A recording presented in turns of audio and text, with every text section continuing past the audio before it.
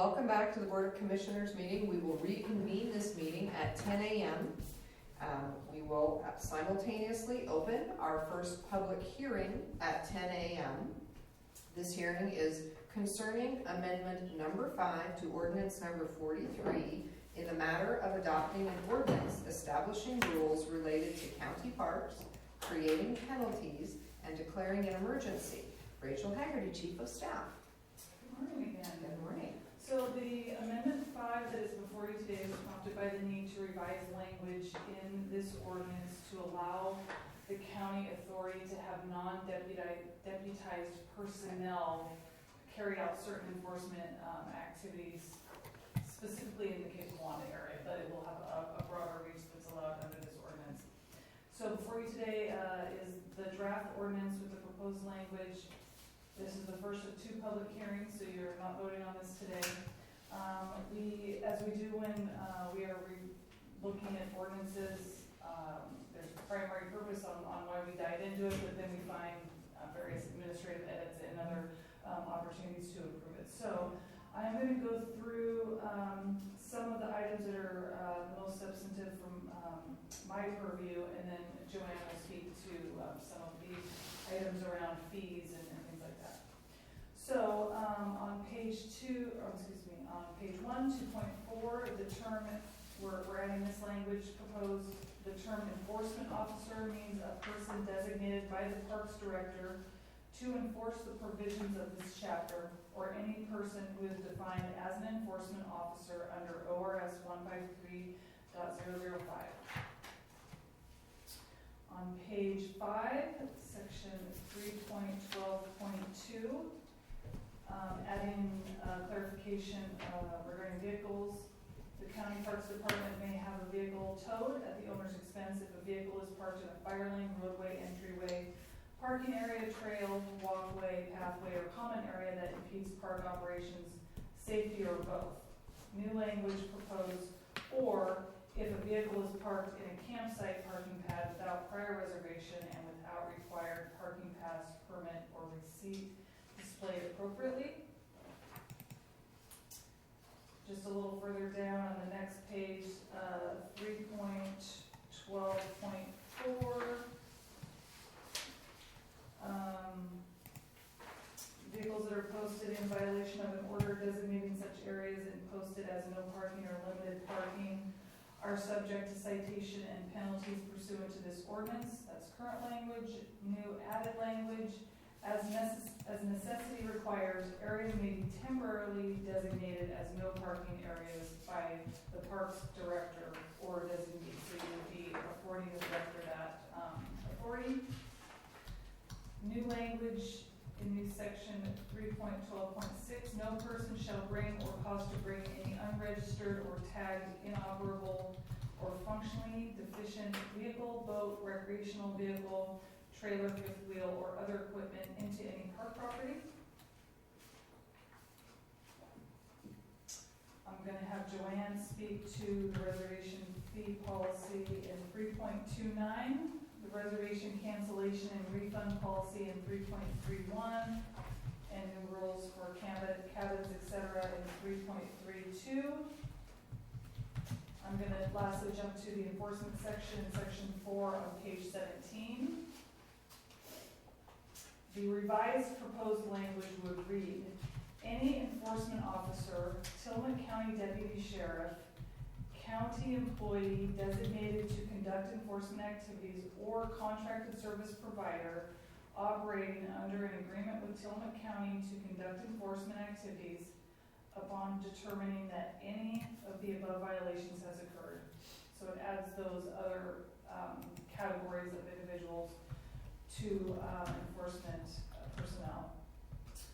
4.2, the revised language would read, for the purposes of this ordinance, any enforcement officer, including county employees designated to conduct enforcement activities, which we've defined, or a contracted service provider operating under an agreement with Tillamook County to conduct enforcement activities, shall have those powers and authorities of persons specifically authorized to enforce infractions as set forth in Oregon Revised Statutes, Chapter 153. And with that, I will defer to Joanne, starting section 3.29. Thank you. Hi, Joanne. Hi, hopefully you can hear me. My voice is a little scratchy today. I've got allergies. On pretty much what we did is we are replicating what OPRD is doing. We're trying to be standard and keep standard policies. Some of them were outdated. 3.29.1, the fee that is charged is called a transaction fee, not a service fee, so that keeps it consistent with all of our literature that we have posted. And the fee has been $11 for actually quite a while, so this is a little bit of an outdated amount that was in there previously. So the exact fee amounts will be detailed on the department's website, which is available 7 days a week, 24 hours a day. Fees may vary based on costs incurred by the department for reservation services.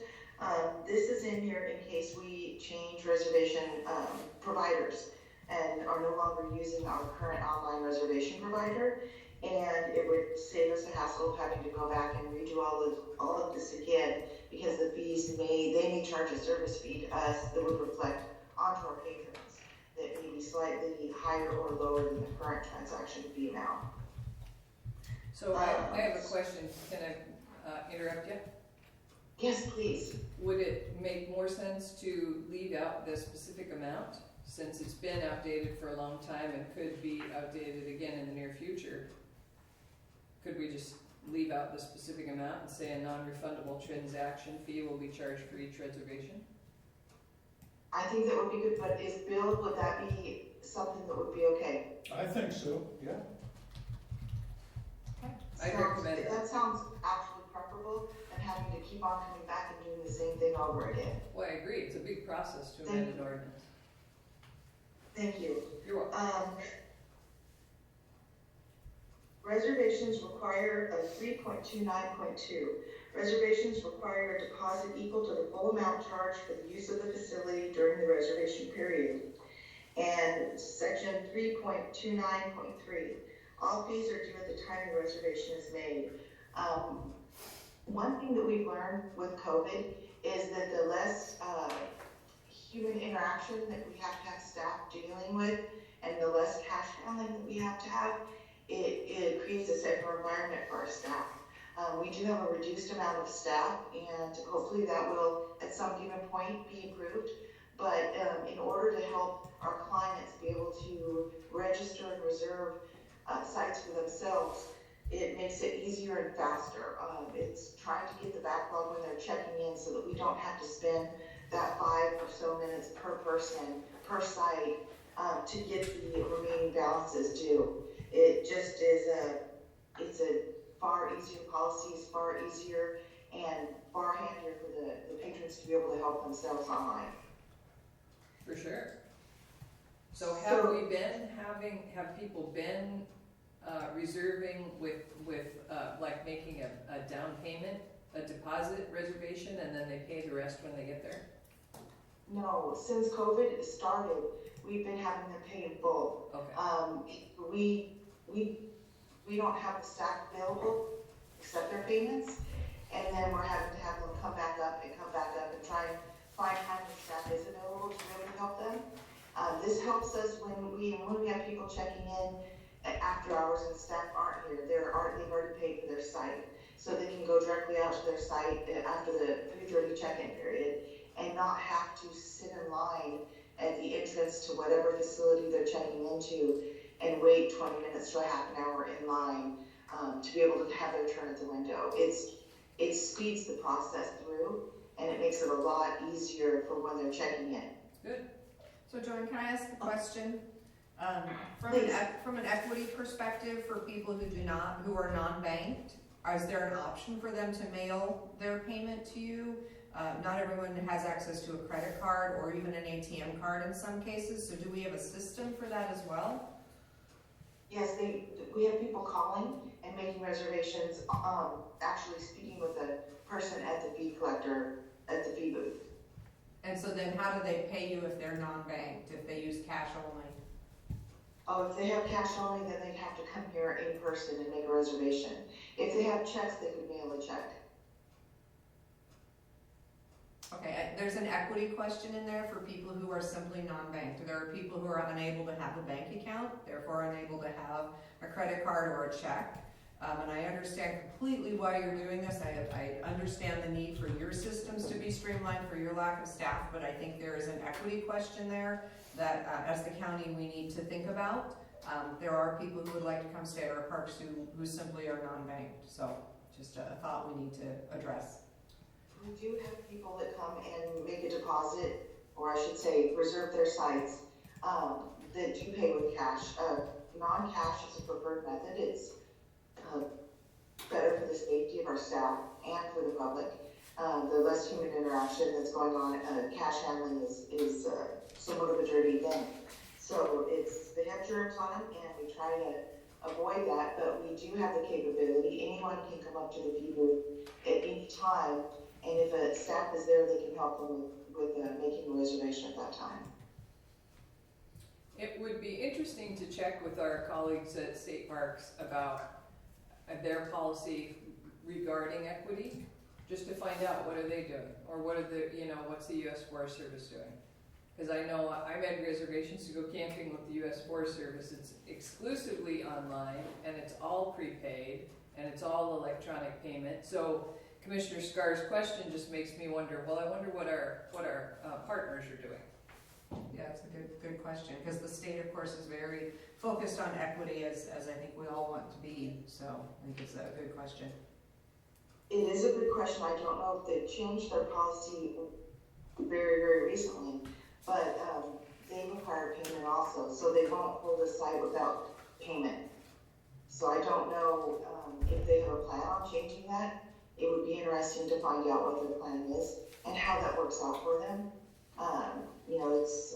It's a bit of a challenge. Sure. No, I think the benefit of this being our first hearing, it gives us some time, and I would love it if possible, Joanne, just to check and see if the state has an equity plan where they allow people who are non-banked to do something different. So if we are mimicking them, that we are also following with that, and if they don't and we can't, it still is a concern to me. Okay, I'll check into it further. I appreciate that. Seen plans such as that, but I will check into it further. Thank you. I appreciate that. So, section 3.30.1, primarily, this gives us a little more flexibility on our being able to have the availability of the campgrounds. Sometimes we have to have closures for emergency purposes, and it is nice to have that flexibility in there. And we are doing year-round as we have staffing available at every single campground except for Woods Campground. Woods Campground has flooding issues, and we don't like to have people in there in the wintertime because it's a dangerous environment when the river rises at night. Or when it rises in the day, actually. Right. But we do have limited availability at all campgrounds throughout the entire year, 12 months. So the cancellation policy was very confusing how it was before. It caused a lot of stress to our staff trying to make sure that the call was prior to 1:30 p.m. and how many days before it was.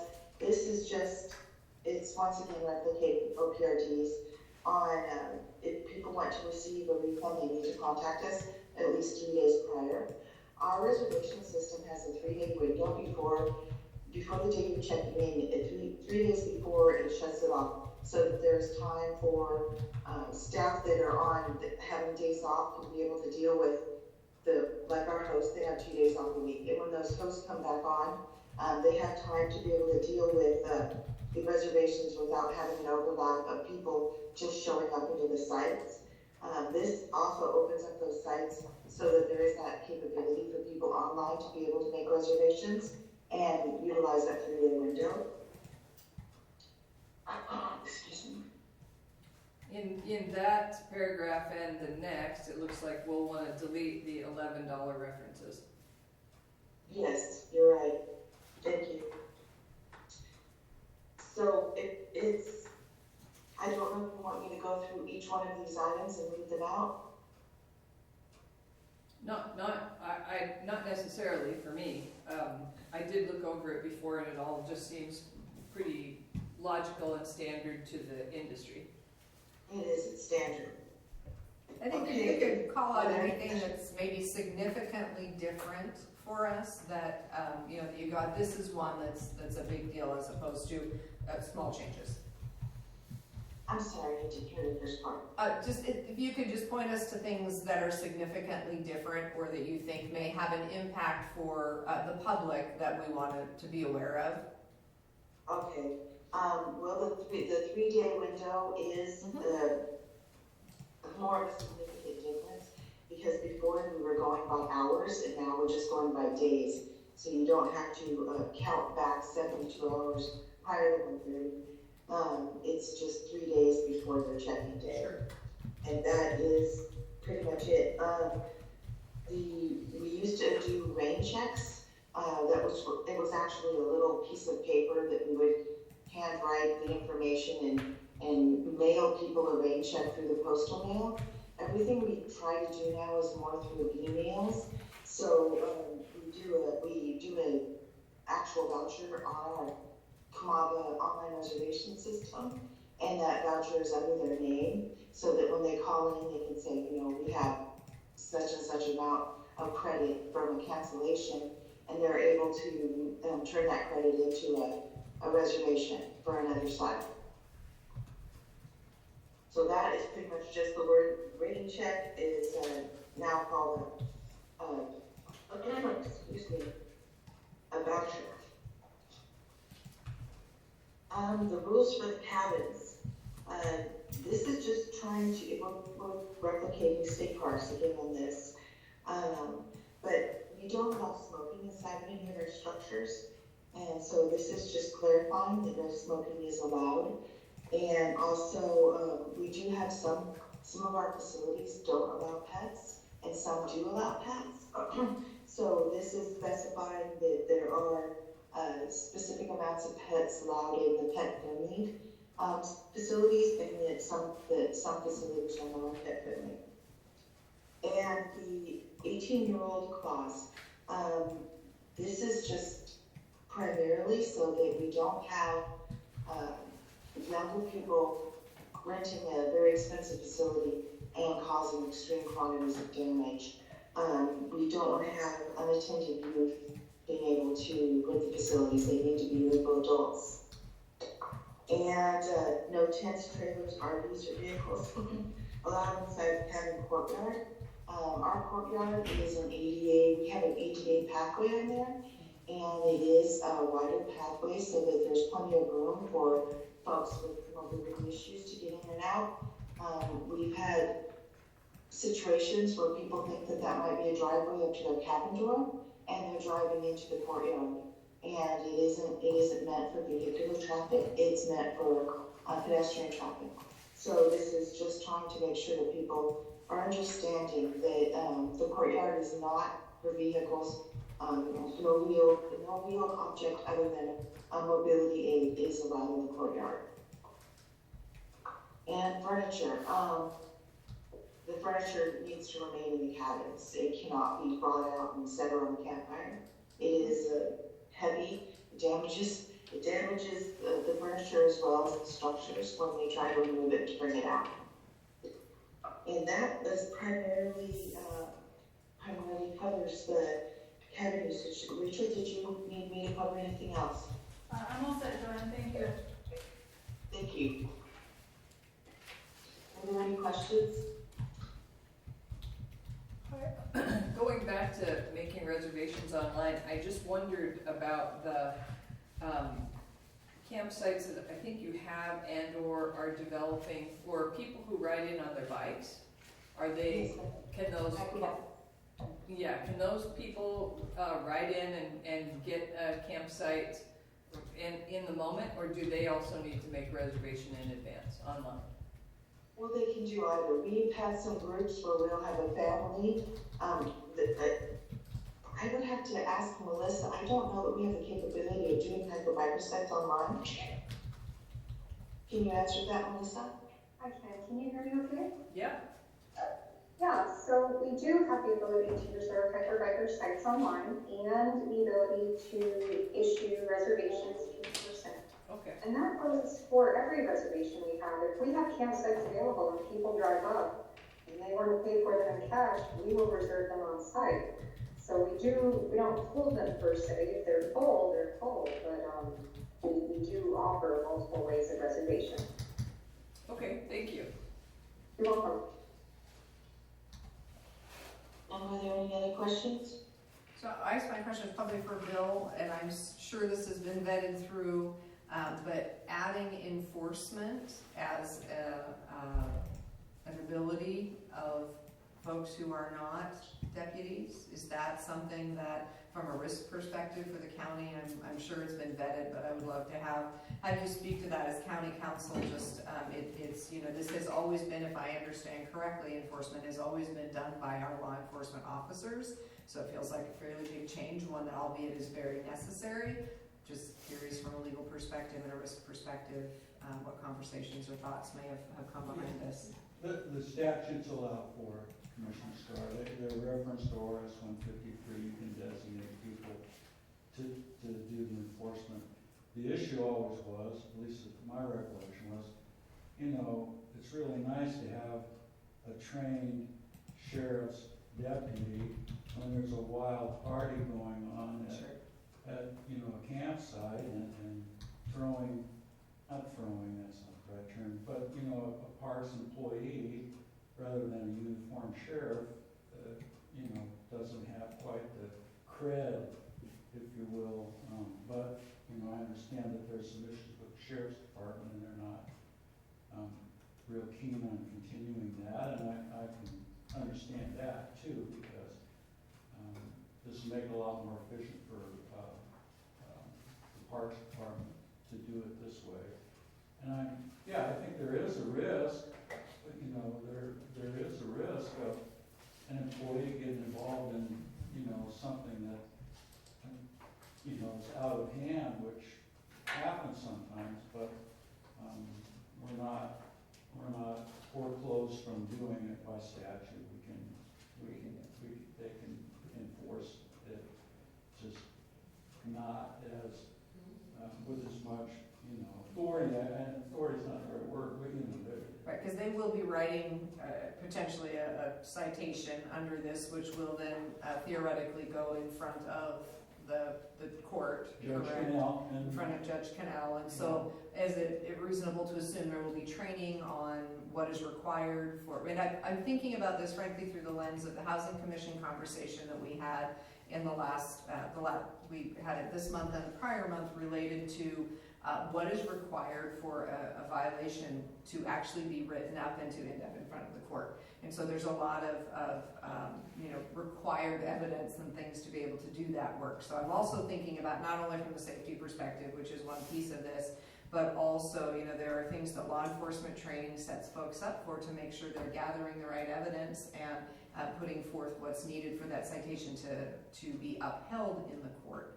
So will there be training and pieces that we thought about and talked about to back that up as we are placing people for whom this is not their trained profession into that role? So the answer is there should be. The purpose of the ordinance amendment is to put that in our toolbox because it is a bit of an arduous process to get it in there. We, as you know, have the parking ambassador position on the streets, been on the street for, I think we're pushing on 6 months at this point.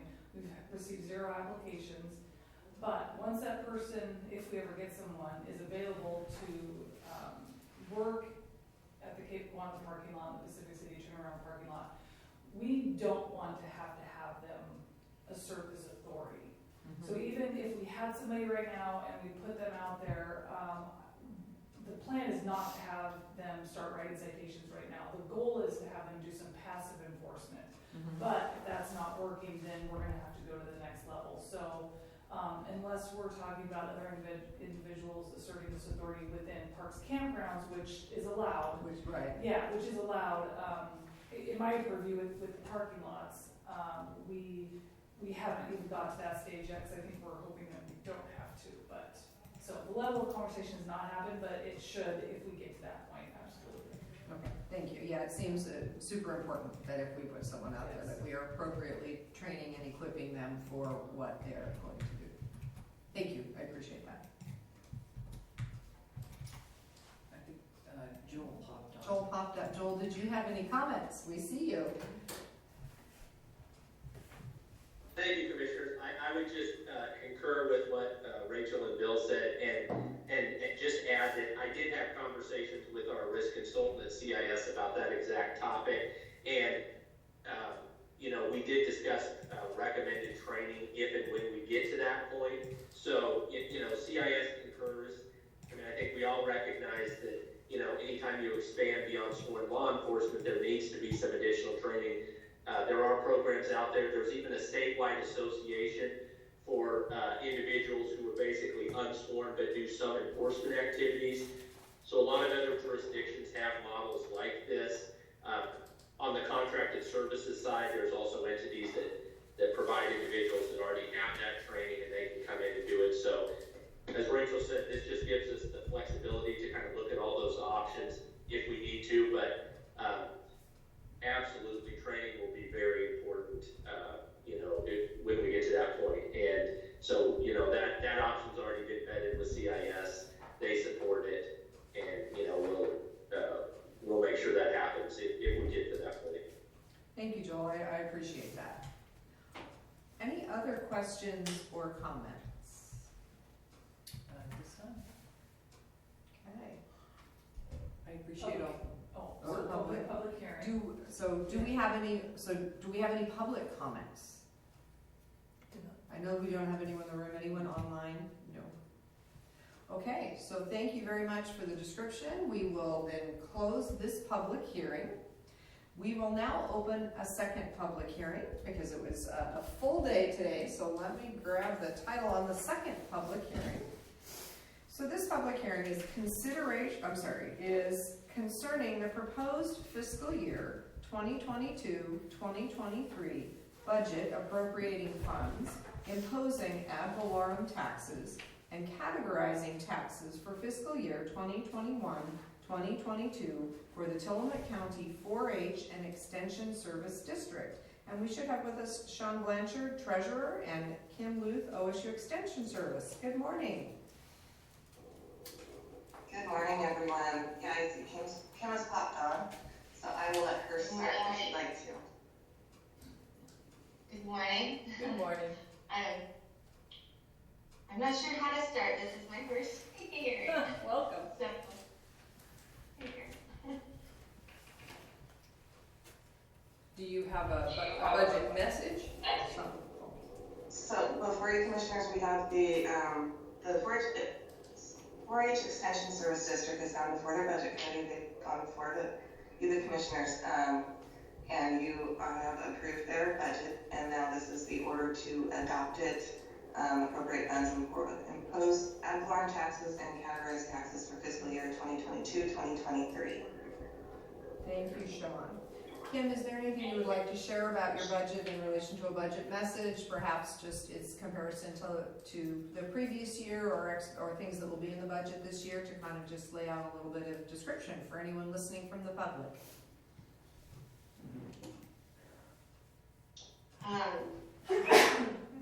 Sorry, I wasn't prepared for that. There's not a lot of changes. The only major changes is that we put a little bit less in our building reserve this year, and we've got a few additional staff, and so there's an increase in personnel services. Okay, thank you. Sean, is there anything you would like to add from a description perspective of the budget? I do not have anything to add. It was a pleasure first round working with Kim, and went really well. Okay, thank you. Commissioner Bell, questions, comments? I reviewed the budget and in fact, we have reviewed it previously as a board, and so I'm ready to approve it.